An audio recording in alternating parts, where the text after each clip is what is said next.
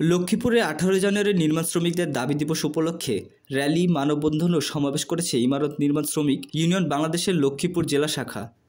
গতকাল শনিবার বিকেলে তেমহুনি এলাকাস্থ কার্যালয়ের সম্মুখ থেকে শ্রমিকদের একটি বিশাল র্যালি শহরের প্রধান সড়ক প্রদক্ষিণ শেষে জেলা প্রেস ক্লাবের সামনে 12 দফা দাবিতে 2 ঘণ্টাব্যাপী মানববন্ধন ও সমাবেশে অংশ নেন বিপুল সংখ্যক ইমারত নির্মাণ শ্রমিক।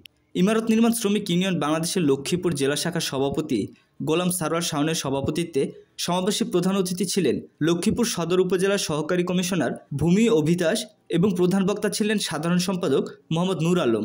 এ সময় ইমারত নির্মাণ শ্রমিকদের 12 দফা দাবির প্রতি সংহিত প্রকাশ করে বিশেষ অতিথি হিসেবে বক্তব্য রাখেন লক্ষ্মীপুর জেলা জাতীয়তাবাদী শ্রমিক দলের সভাপতি আবুল হাশেম, শ্রমিক কল্যাণ ফেডারেশনের সভাপতি মোহাম্মদ মমিনুল্লাহ পাটোয়ারি এবং বৈষম্যবিরোধী ছাত্র আন্দোলনের জেলা সমন্বয়ক আব্দুর রহিম আসাদ। এখানে একত্রিত হয়ে আমরা যে দাবির জন্য সকলেই এখানে একত্রিত হয়েছি, আমাদেরকে 2% মূল্যায়ন করছে না। আমরা বলবো আগামী দিনে আপনারা যদি আমাদেরকে মূল্যায়ন না করেন, তাহলে শ্রমিকরা আপনাদের এই রং মিস্ত্রির যদি সুন্দর করে রং না করে, তাহলে আপনি আমাদের জেলা প্রশাসক মহোদয়, পুলিশ সুপার মহোদয়, আপনার আইনগত ব্যবস্থা নেওয়ার জন্য বিনীত অনুরোধ। ভেঙে যায়, মাথা ভেঙে যায়, জীবনে পঙ্গু হয়ে যায়, কিন্তু আমাদের শ্রমিকের পাশে কেউ নাই।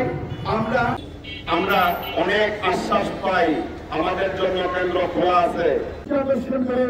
আমার সংক্ষিপ্ত বক্তব্য এখানে শেষ করছি। ধন্যবাদ সবাইকে। একটা মাত্র সংগঠন, এছাড়া বাংলাদেশ সহ সারা পৃথিবীতে আইএলও কনভেনশনের অধীনে এবং বাংলাদেশ শ্রম অধিদপ্তরের আওতাভুক্ত ইমারত নির্মাণ শ্রমিক বাংলাদেশ যেই প্রসেস করছে, আমরা এই প্রসেসটার সাথে ঐক্যমত প্রকাশ করছি বাংলাদেশ শ্রমিক কল্যাণ ফেডারেশনের পক্ষ থেকে।